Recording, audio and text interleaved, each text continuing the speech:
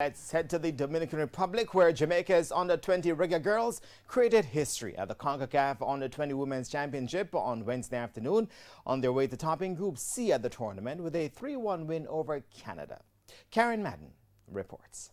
It was another hot and humid day in the Dominican Republic as Canada and Jamaica battled for group honors, having started the day locked on 4 points each.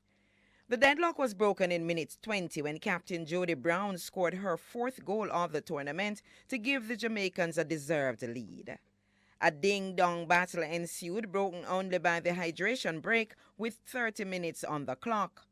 And though Canada breached the Jamaican defense on several occasions, it was the young Reggae Girlz that stretched their lead through Lacey Murray for her 2nd of the tournament.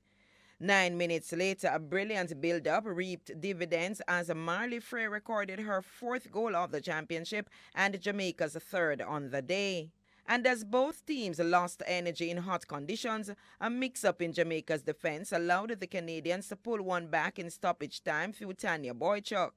Canada continued the fight, but the Jamaicans held on for the famous victory, which took them to 7 points at the top of the group. Canada, who ended with 4 points, and Jamaica had already advanced to the round of 16 and have been joined by El Salvador, who inflicted a 1-0 win over Guatemala in the day's early game.